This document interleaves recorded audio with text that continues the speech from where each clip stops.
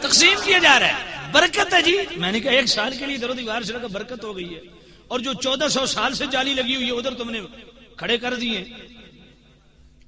یہ کیا دورہ میں آ رہا ہے؟ مکے میں تمہارا اسلام کوئی اور ہے، مدینے میں تمہارا اسلام کوئی اور ہے. یہ تم نے اسلام کے ساتھ مذاق بنایا ہوا ہے. ادھر جناب والا میلاد کے جلوس حرام ہے، اور ربوے کے اندر دیوبندی خود میلاد کے جلوس نکالتے. اب ربوے کے اندر خود میلاد کے جلوس دیوبندی نکالتے، اور دریا کے پار جنگ میں میلاد حرام ہو گیا جی. پنڈی کے اندر حرام. اچھا بڑے مزے کی بات، دریا سندھ کے اس طرف میاں والی ادھر جلوس حرام ہو گیا، اور ڈیرہ اسماعیل خان میں مولانا فضل الرحمان صاحب خود میلاد کی قیادت کرتے ہیں. کیوں؟ سرکاری طور پہ پیسے ملتے ہیں. یار یہ کیا دورہ میں آ رہے؟ یہ کون سے اسلام ہے جو تم لے آئے ہو دریا کے اس پر حرام ہو جاتے ہیں، اس پر حلال ہو جاتے ہیں؟ ہے نا سوچنے والی بات. اچھا میں نے ایک بندے سے پوچھا یہ ربوے میں جلوس کیوں نکالتے ہو؟ کہا مرزا ہی رہتے ہیں، منکر رہتے ہیں. میں نے کہا ہم بھی ادھر اسی لیے نکالتے ہیں.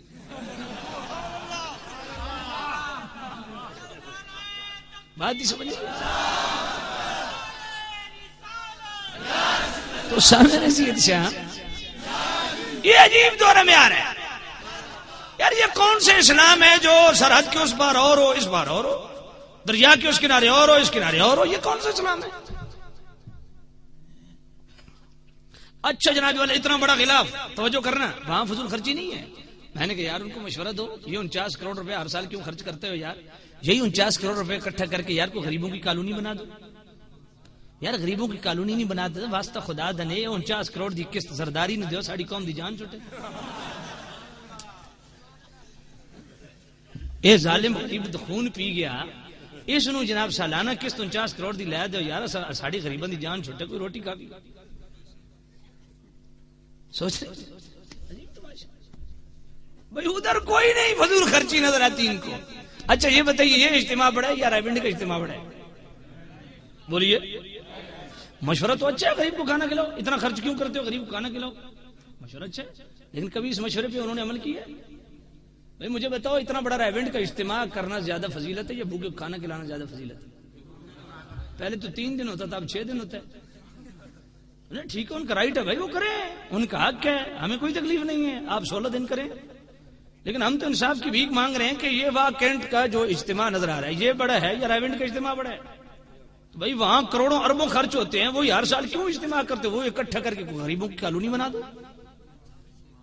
طارق جمیل صاحب قوم کو بڑی میٹھی میٹھی تقریریں سناتے ہیں، بات وہی ہے لما تقولون ما لا تفعلون.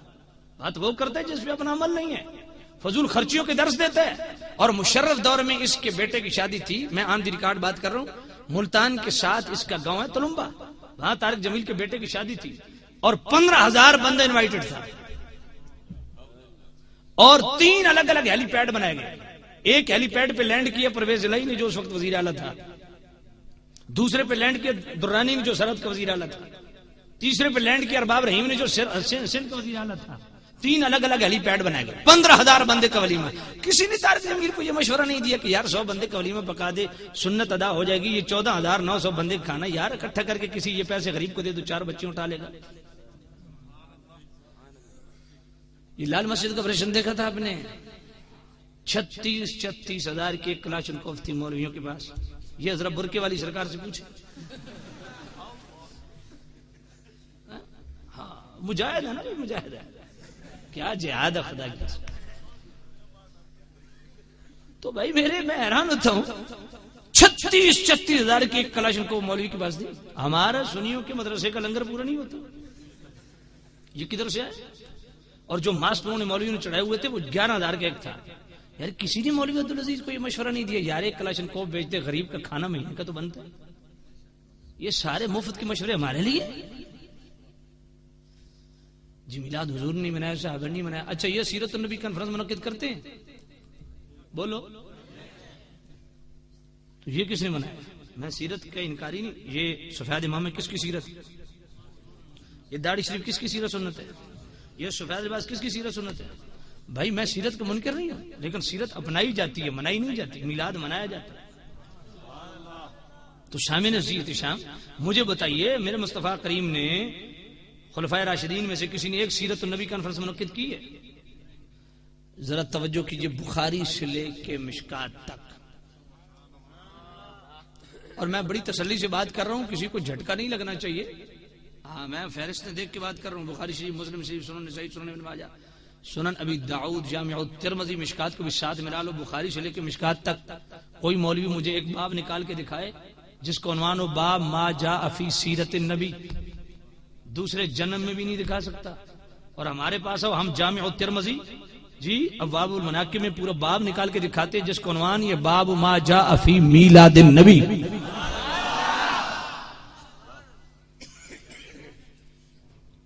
تو سامعین عزیز شام، بات کرنے کا یہ مقصد ہے کہ کیا ان ہستیوں نے دین نہیں سیکھا تھا یار؟ نہیں سمجھا تھا انہوں نے. شاہ ولی اللہ کو پتہ نہیں تھا کہ بدعت کیا ہوتی ہے، سنت کیا ہوتی ہے، جو خود میلاد کی محفلوں میں جاتے ہیں. امام جلال الدین سیوطی جیسی ہستی جن کو بیداری کے عالم میں جاگتے ہوئے 70 سے زائد مرتبہ حضور کا دیدار ہوا، انہوں نے پوری کتاب میلاد کے عنوان پہ لکھی، اس میں مقصد فی امر المولد.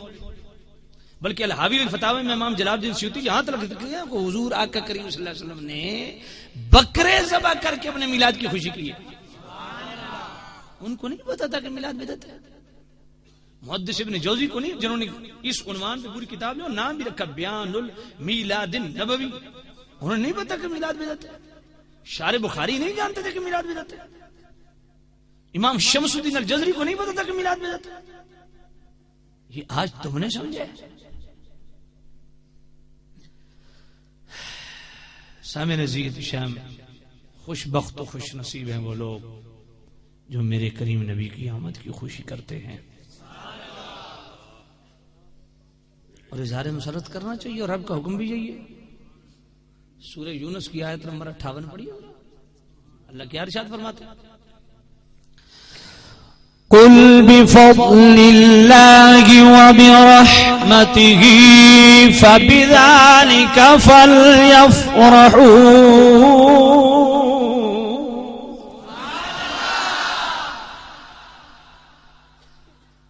قرآن سنیں گے؟ اللہ تعالیٰ آپ کو سلامت رکھے، اللہ آپ کی یہ زبانیں سلامت رکھے.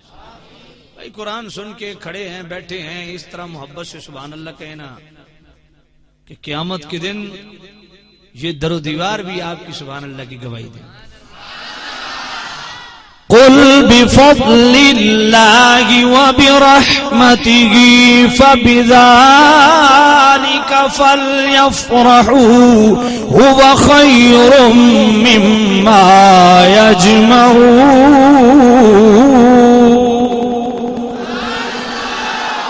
فرمایا میرے کریم رؤوف الرحیم نبی اپنے غلاموں کو یہ مجدہ جاں فضا سنا دو. اللہ کی طرف سے دو چیزیں آ جائیں. کتنی؟ دو چیزیں آ جائیں، فضل آ جائے، دوسری رحمت آ جائے.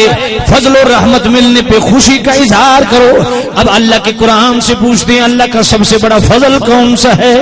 سورہ احزاب آیت نمبر 47 میں رب خود ارشاد فرماتا ہے بشر المؤمنین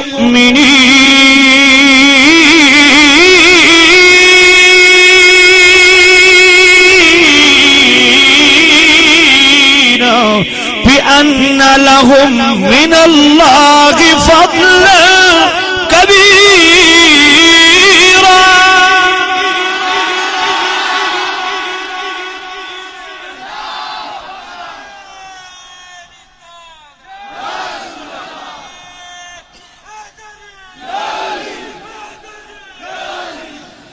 بشر المؤمنین بأن لهم من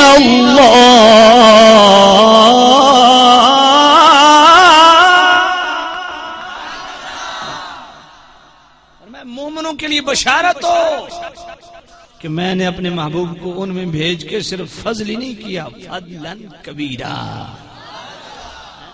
سبحان اللہ. یار میرا دل چاہ رہا ہے شاید میں دوبارہ پڑھوں.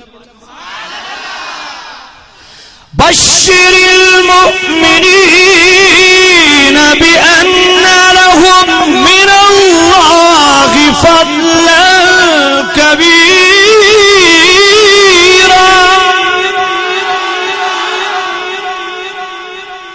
فرمایا میں مومنوں کے لیے بشارت ہو کہ میں نے اپنے محبوب کو ان میں بھیج کے صرف فضل ہی نہیں کیا بلکہ فضلا کبیرا، میرا نبی سب سے بڑا فضل بن کے آیا ہے۔ دوسری چیز جناب والا میرے رب نے فرمایا رحمت آ جائے تو جناب والا قرآن سے پوچھتے ہیں اللہ کی سب سے بڑی رحمت کون سی ہے؟ وما ارسلناك الا رحمة للعالمين۔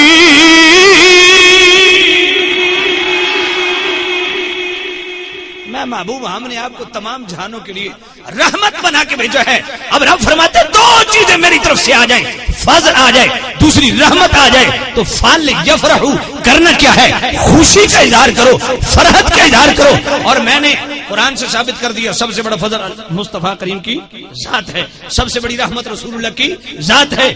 جو مصطفیٰ کریم کو اللہ کا فضل اور رحمت سمجھتا ہے اسے چاہیے کہ وہ فرحت کا اظہار کرے۔ فال یفرحو، میں پوچھنا چاہتا ہوں میرا رب یوں بھی فرما سکتا تھا قل بفضل اللہ وبرحمتہ فلیسجدوا، میری طرف سے فضل اور رحمت آ جائے سجدے زیادہ کرو۔ اللہ یوں بھی فرما سکتا تھا قل بفضل اللہ وبرحمتہ فلیعبدوا، میری طرف سے فضل اور رحمت آ جائے عبادت زیادہ کرو۔ نہ فلیسجدوا فرمایا، نہ فلیعبدوا فرمایا، یہ فلیفرحوا کیوں فرمایا؟ اللہ جانتا تھا کہ نمازیں سارے پڑھیں گے، میلاد کی خوشی کوئی کوئی کرے۔